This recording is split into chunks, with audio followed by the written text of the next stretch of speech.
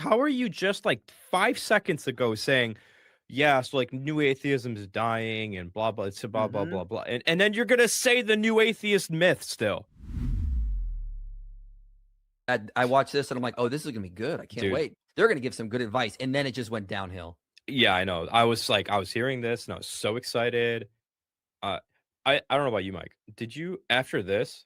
I was like, where's the advice?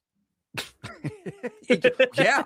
The first piece of advice is where my blood was boiling. But I see it as sort of 3 points.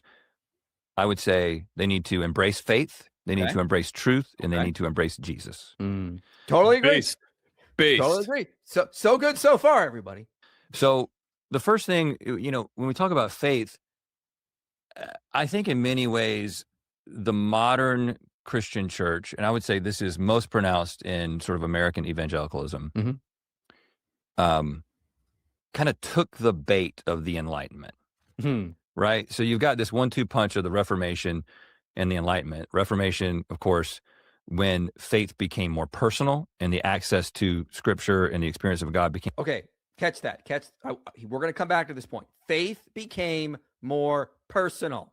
That Mhm. means prior to that, when the church fathers were writing, when scripture was being written, that's not how they saw it.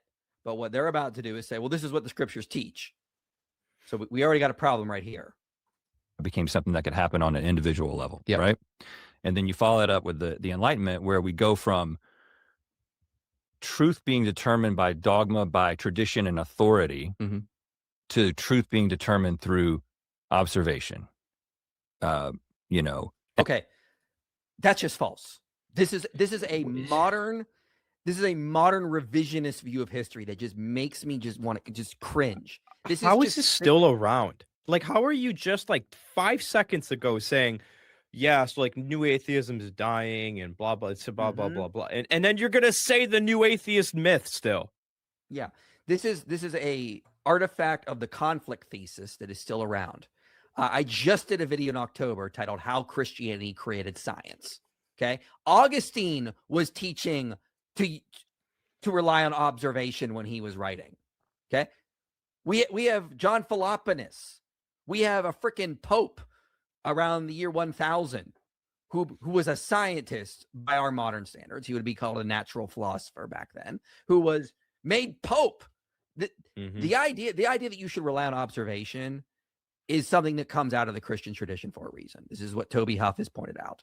This is what Edward Grant has pointed out. All the historians of science that I cited in there. So this idea that somehow the Enlightenment was counterintuitive to prior Christian thought, it's another, as Than said, it's a new atheist myth, and it's an artifact of the conflict thesis of the 19th century. And here we have these guys putting it out here like this is just the facts, and so we need to adjust to this fact when it's just a revisionist piece of nonsense.